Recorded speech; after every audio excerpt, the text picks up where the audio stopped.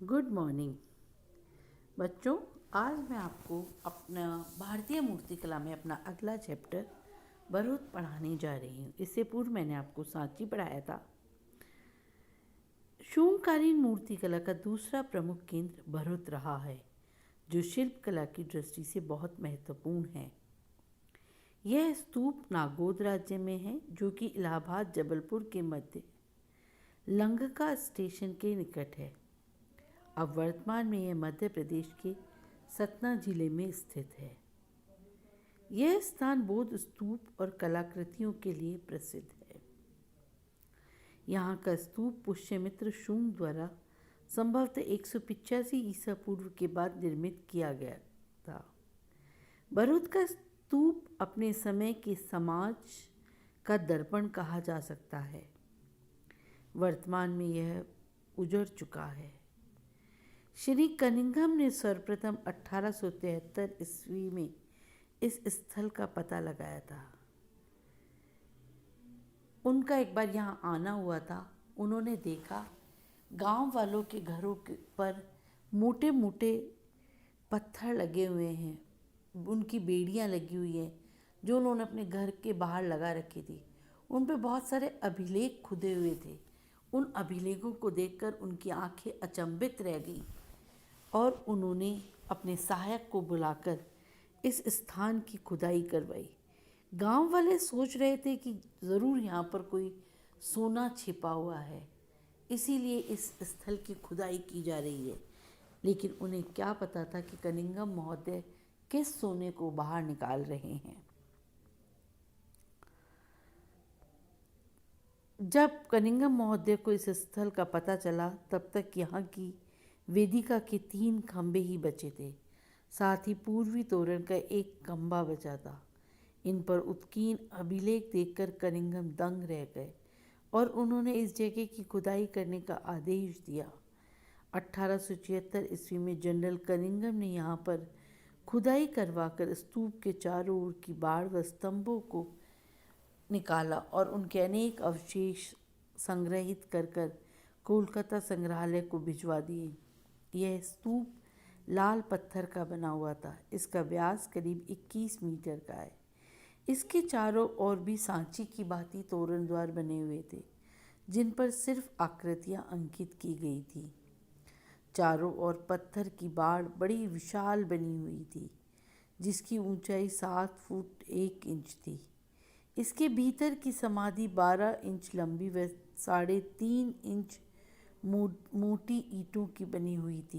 प्रविष्टनी की चारों दिशाओं में 4 तोरण द्वार बने हुए थे, जो 20 फीट ऊंचे थे। स्तूप, बाड़, तोरण द्वार, स्तंभ, बडेरियाँ आदि सभी पर सर्वत्र बोध कथाएँ, अलंकरण, गोमुत्रिका, बेले, यक्ष यक्षिणियाँ, नाग, भगवान बुद्ध के जीवन की ऐतिहासिक घटनाओं आदि का अंकन हमें यहाँ पर देखने को मिलता है। यहाँ पर भी ये सभी अंकन उत्कीर्ण चित्रों के रूप में उपलब्ध हैं। इससे पूर्व की ओर बने तोरण द्वार के एक लेख से ज्ञात होता है कि इस स्तूप का निर्माण शुंग काल में किया गया था। ये देखिए आप चित्र में इस प्रकार के अर्ध रिलीफ उत्कीर्ण अलंकरण यहाँ पर यह चित्र बने हुए हैं। इन्हें दीवार पर उभार कर बनाया गया है। जनरल कनिंघम ने भरूच के शिल्प का वर्णन निम्न प्रकार से किया है। लगभग 40 जातकों के दृश्य। दूसरा, 6 बुद्ध के जीवन से संबंधित ऐतिहासिक दृश्य। तीसरा, लगभग 40 यक्ष यक्षिणियाँ, देवता और नागराज की बड़ी मूर्तियाँ, जिनमें उनके नाम भी खुदे हुए हैं। अनेक पशुओं की मूर्तियाँ भी हैं तथा भिन्न भिन्न प्रकार के वृक्षों की भी अनेक मूर्तियाँ मिली हैं। इन मूर्तियों में पर्याप्त सजीवता है।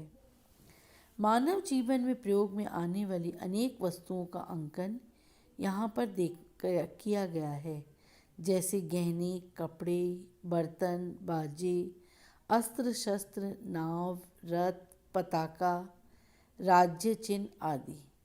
विभिन्न अलंकरणों में कमल, माला व कटहल आदि की गोमूत्रिका बेलें बनी हुई हैं।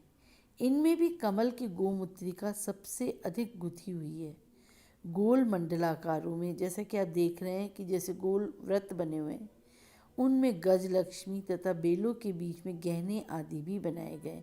ये देखिए वेदिका का जो भाग है, जो रेड स्टोन में ये बनी हुई है, इसको म्यूज़ियम के अंदर भेज दिया गया है। जातक दृश्यों में कुछ हास्यास्पद दृश्य भी यहाँ पर उल्लेखनीय हैं, मुख्यतः जिनमें बंदरों से संबंधित दृश्य मुख्य हैं। उदाहरण के लिए एक दृश्य में बंदरों का समूह गाजे बाजे के साथ जा रहा है तथा दूसरे दृश्य में एक मनुष्य का दांत बंदर एक बड़े संदासे से उखाड़ रहा है, जिसे एक हाथी खींच रहा है। भरूच में अनेक स्थानों पर नागों के दृश्य भी अंकित दिखाई देते हैं। इन्हें कहीं कहीं पर अपने मूल रूप में भी अंकित किया गया है। कहीं पर मनुष्य के प्रतीक रूप में, कहीं पर उनके सिर पर उनका प्रतीक, कहीं वो मनुष्य के रूप में भी बनाए गए हैं, लेकिन उनके सर पर उनका प्रतीक नाग बना देने से ये पता चल रहा है कि वे नाग पुरुष हैं। भरतपुर के अन्य अर्ध चित्र में एक 2 मंजिले भवन की छत पर कुछ स्त्रियां हैं जो इंद्र की सभा की अप्सराएं हैं, नृत्य कर रही हैं। इनके नाम भी उनके नाम के आगे अंकित हैं। ये है सुभद्रा, सुदर्शना, मित्रकेशी और अलम्बुषा। यद्यपि बौद्ध धर्म में नृत्य संगीत का कोई स्थान नहीं है, परंतु सांची व भरूच का शिल्प लोक जीवन से अधिक अनुप्रेरित था। अतः शिल्पी ने अपने जीवन से संबंधित प्रत्येक विषय का अंकन यहाँ पर किया है। भरूच के शिल्प में सबसे उत्कृष्ट उत्कीर्ण चित्र हैं माया देवी का स्वप्न व जेतवन का दान। माया देवी का स्वप्न वाले दृश्य में माया देवी शांत भाव से सो रही हैं। रात्रि का समय है, एक कोने में दीपक जल रहा है, दासियां ऊँघ रही हैं। पलंग के पीछे की ओर देव पुरुष खड़ा है। ऊपर क्योंकि एक रेखा को अंकित किया गया है जो संभवतः आकाश से दौड़ता हुआ उनकी ओर आ रहा है। शिल्पकार ने कथा के विषय के साथ घूमते न्याय करते हुए केवल उसी स्थान पर ध्यान केंद्रित किया है। इसी प्रकार जेतवन की कथा भी भरूच के शिल्प में बहुत सुंदर ढंग से बनाई गई है। इस कथा के अनुसार अनाथ पिंडक ने राजकुमार जेत से उतनी ही स्वर्ण मुद्राओं के मूल्य की भूमि ली थी जितनी उस पर बिछ जाए। अनाथ पिंडक को यह भूमि बुद्ध को दान में देनी थी। भरत को इस अर्ध चित्र में मोहरें गाड़ियों में उड़ेल कर जमीन पर बिछाई जा रही हैं। राजकुमार जेत खड़े हैं और अनाथ पिंडक जल की झारी लेकर वन को दान कर रहे हैं। एक और संघ की भीड़ खड़ी हुई है।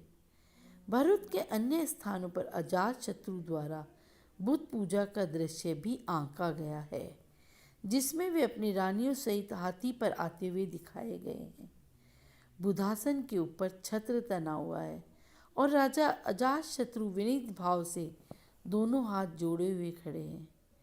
ये देखिए, ये वहीं का एक स्कल्पचर का स्केच है जो एक आर्टिस्ट ने बनाया है। यहाँ भगवान बुद्ध की मूर्ति को दिखाया गया है। भरूच के शिल्पी ने कमल के विभिन्न प्रकार के आलेखनों में अपनी मौलिक सृजन शक्ति व कलात्मकता का परिचय दिया है। भरूच की इस शिल्प कला में लोक शैली के दर्शन होते हैं। इस लोक कला में उस समय के समाज के दर्शन होते हैं। इस शिल्प से हमें उस समय के लोगों के रहन सहन और संस्कृति का पता चलता है। धन्यवाद।